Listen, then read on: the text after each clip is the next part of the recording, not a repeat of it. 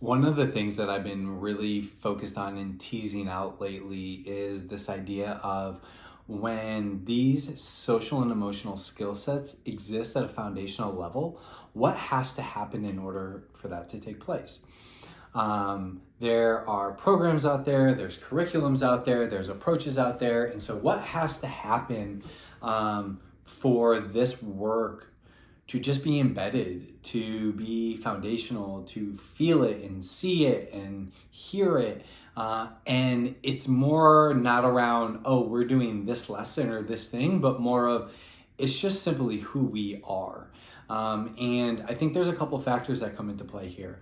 For one, in just reflecting and looking at case studies around schools that have implemented this successfully, leadership has really been bought into the development and the prioritization of putting this first.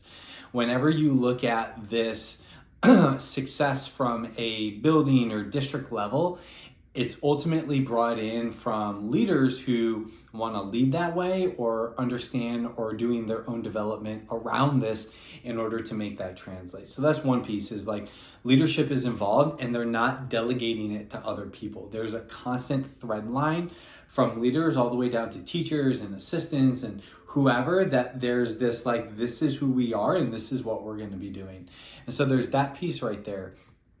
The other piece of it is the people who have implemented this stuff sustainably and successfully, they really haven't looked at a curriculum or program as like a plug and play.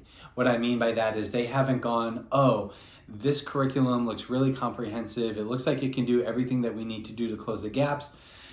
I think it will really just take care of itself. Let's use this and let's just plug it in here. And I think we'll start to see the results. They don't plug and play it, right?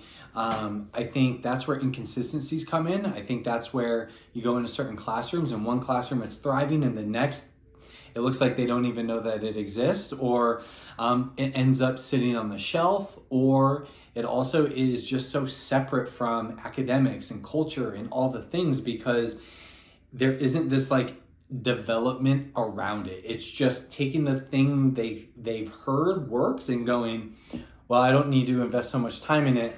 Let's just plug it in here and it should take care of itself. What has to happen is you need to have the curriculum and you need to have the program, as well as the personal development and commitment and skill development around these for adults. And that's a gap that I start to notice when I'm in these conversations or leading workshops or talking with folks. There's this understanding or this higher overarching idea of what these skills are, what it is, and the focus is on how do we bring it into the schools, right? How are we getting it to students? And that focus oftentimes is curriculum and program and all those different pieces. What's missing though is the actual skill development for the adults around emotional intelligence and social and emotional skills. That doesn't actually exist. And so that's really hard for it to just be foundationally embedded because you're relying on the curriculum and the program to be the main thing. You actually have to be the main thing. You have to prioritize it. You have to do your own skill development around it. And then you get to understand how to use the curriculum and the program as a support to what you already are foundationally doing. Because when you're coming into your academics, in your instruction, or your teams, or culture, or how you're meeting needs of whole students, or even relationships or communication with families, when you're coming with an emotional intelligence and social and emotional lens because you developed yourself, it makes it way easier to look at these programs and curriculums and go, okay, now let's figure out how this can really translate over, or how I can be a little bit more strategic with being able to do that.